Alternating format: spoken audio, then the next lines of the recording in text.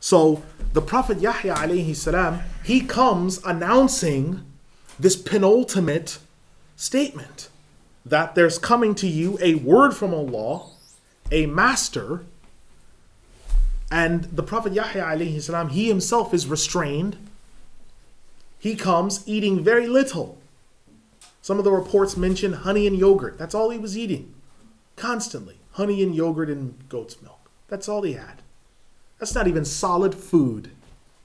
But that's all he had when he preached. And on the back of that, the Prophet Isa alayhi salam comes. The Messiah. And he preaches the word and brings the message. Preaches the word and brings the message. Imam Ibn Al-Jawzi, rahimahullah, he says, quote, as for the use of the word Sayyid in this ayah, it's referring to 8 things.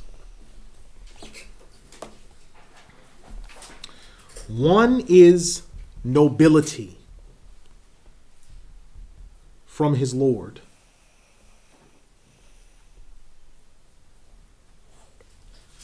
Number 2, piety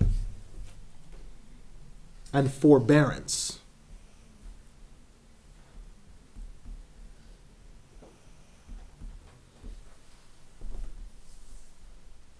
Number 3, wisdom.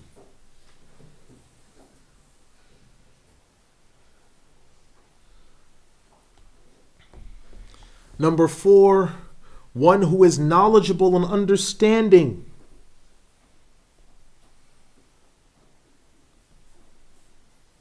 And pious.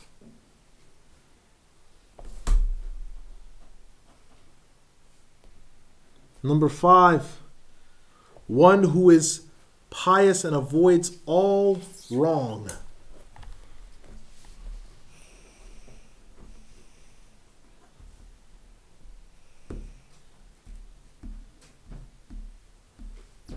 Six, one possessing good character and manners.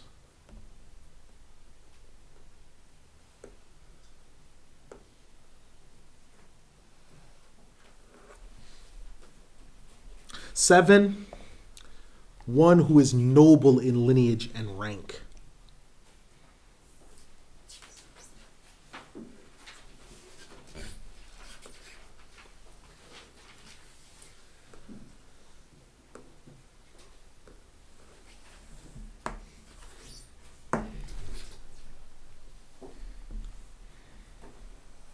Number 8, one who is greater than his people and superior to them in goodness.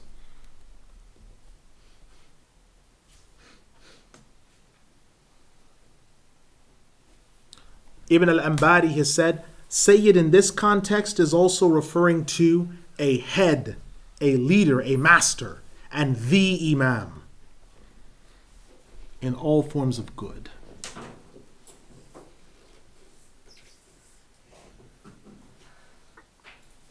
Now the word restrained that's being used,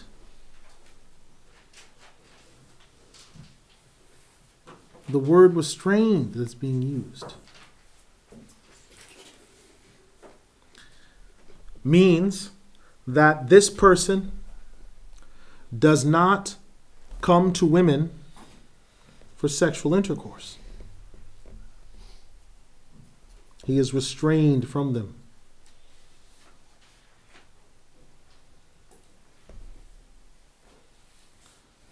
Now, the scholars of commentary differ in explaining the full ramifications of this and why these prophets did not do so. One reason is that it is narrated from the Prophet ﷺ, who said, all of the children of Adam shall come on the day of resurrection.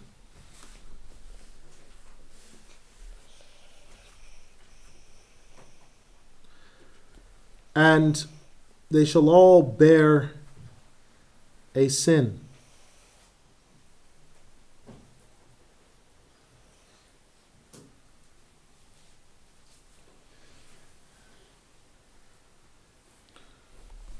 From what they have done.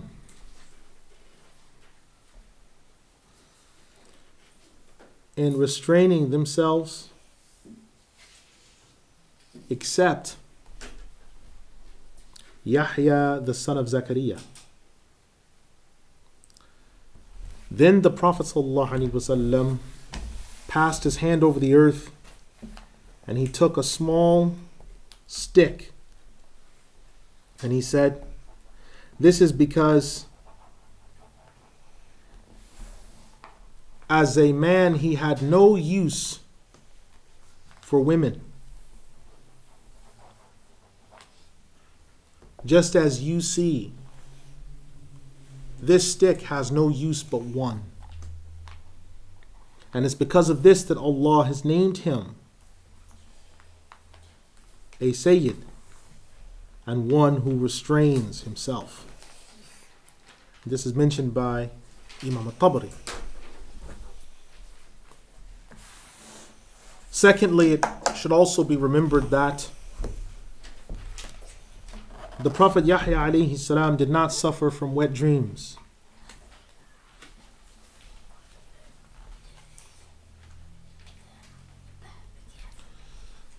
Thirdly, he did not take enjoyment from women, physically or otherwise.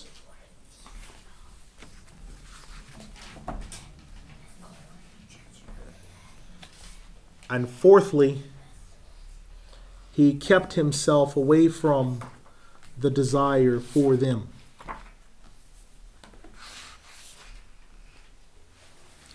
So when it says he's a prophet from the pious ones, it means the complete and full and absolute piety in the sight of Allah. Close quote. So when you see the Prophet Yahya alayhi salam, he did not get married. He had no progeny. And he died like this. Now the Prophet Isa alayhi salam was the same, but the only difference is when he comes and he rules as a king, he shall get married and have progeny. And he shall rule for 40 years. And then he will die an earthly death. This is not the case with the Prophet Yahya alayhi salam. He was restrained. And you say, well, what's the wisdom in this? Prophets are role models. What's the wisdom in this? Prophets are role models. Well, you need to understand the urgency of the time. The urgency of the time. And the severity and urgency of the time is such that the heralding in of the age of the last prophet of the children of Israel. And after that, although 600 years seems like a long time for us from our standpoint, 600 years prophetically is an eye blink. And the age of the Prophet Muhammad ﷺ comes straight after that. So his job, if you look at what the Prophet Yahya alayhi salam did, if you look in Surah Mariyam, this surah, and every other surah where his name appears, his principle was preparing people. He prepared people. He paved the way. He cleared the way. And people in his time were looking for the coming of that great age. Remember, Surah Al-Bakri, the second surah, ayah 132 onward, that the Prophet Muhammad ﷺ is the dua of his father Ibrahim. The good news given by Isa. 4,000 years and more of this history being awaited. And he's heralding that in to say, it's coming. Your time is short. So he took no wives. He had no progeny. And this is how he died. He was slaughtered. viciously murdered. So they're role models in all of what they do. Some of which we are not able to do, but some of which is shown to us as signs and symbols and proofs. Some of what's shown to us as signs and symbols and proofs. Imam Ibn Al-Jawzi rahimahullah,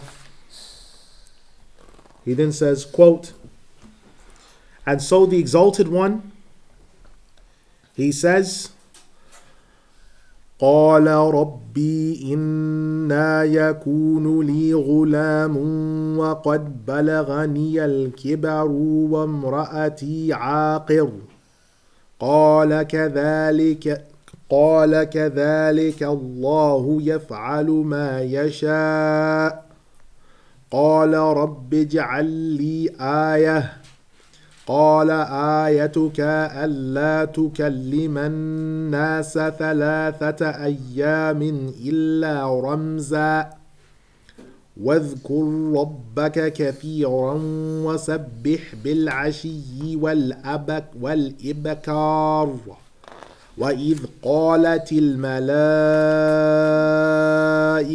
يا مريم إن الله اصطفاك وطهرك واصطفاك على نساء العالمين يا مريم اقنتي لربك واسجدي واركعي مع الراكعين ذلك من أنباء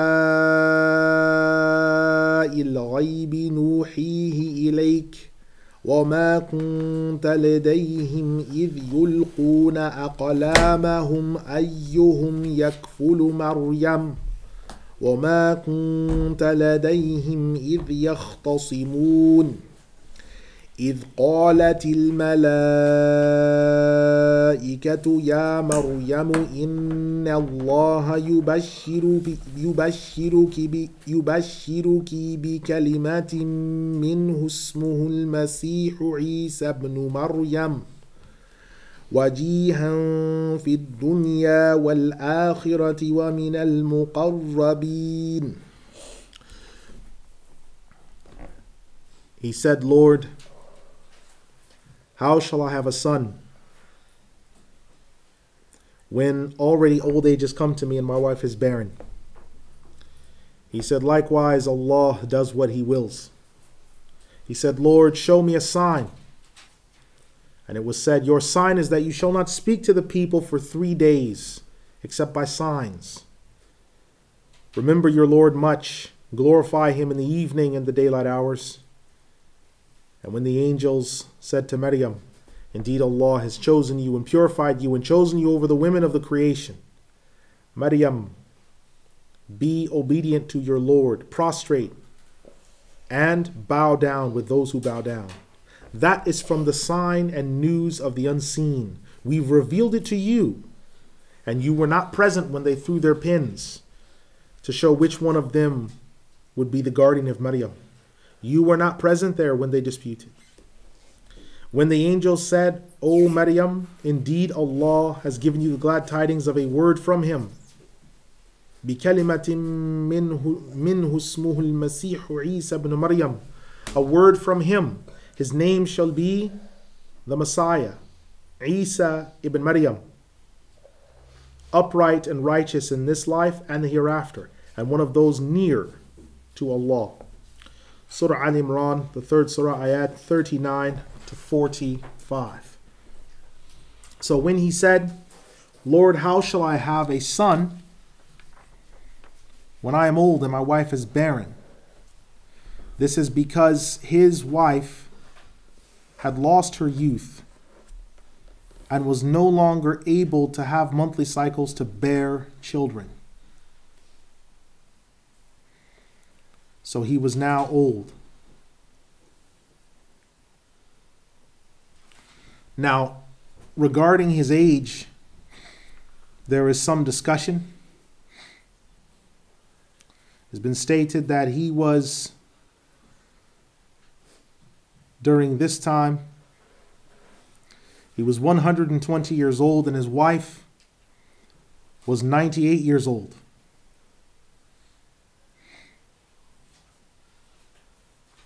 While some reports have stated he was 77 years old.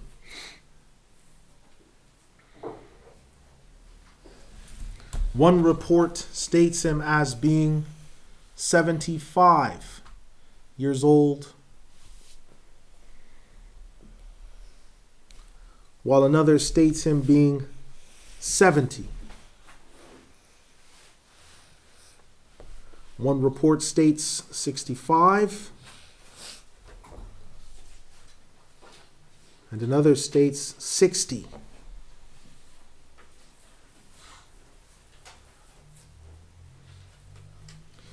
When he said, "Lord, show me a sign," Lord, show me a sign, it means a sign of the impending pregnancy that will come. So, the sign that was to come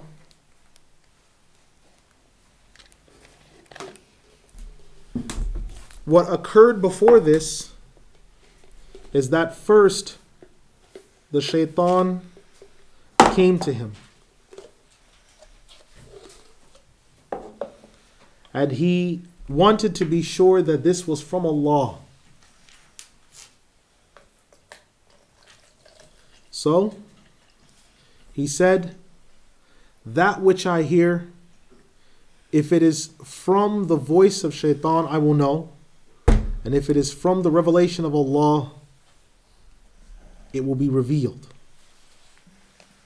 And I will know it, and it will be true."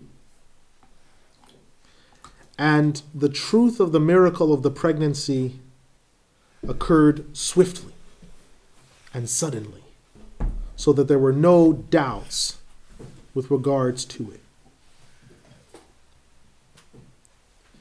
His way of communication was to use hand signs and the blinking of eyes.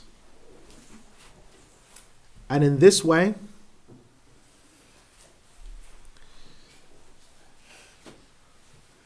he was able to communicate.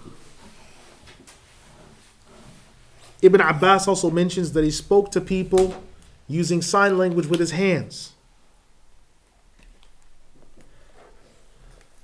He was only forbidden from speaking to people, not that he couldn't, but he was forbidden from speaking to the people, but was not forbidden from remembering Allah out loud or silently. So he would do the remembrance of Allah and use hand signs for the people.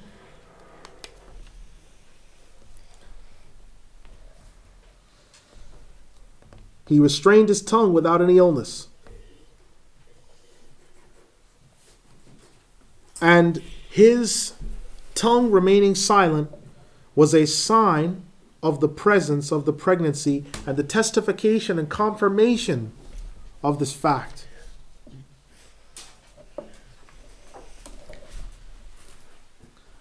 And his glorification of Allah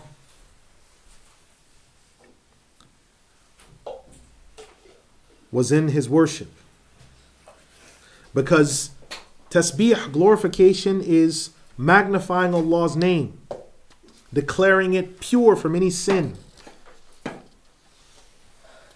And prayer is the admission of this and the testification of the truth of all affairs and matters. So in the evening time, he made these prayers and remembrances. In the evening time as the sun was declining, and in the early morning time, from the coming of Fajr all the way until mid-morning. When the angel said,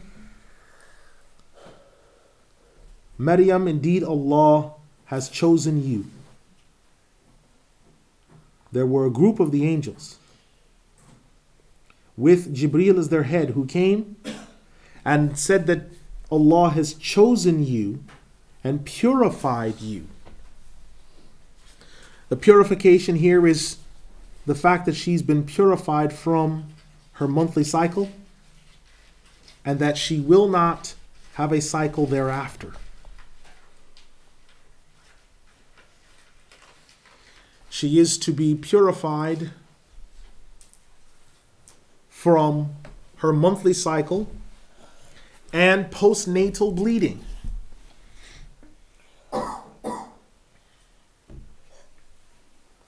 It is also the case that no men will have laid hands upon her sexually.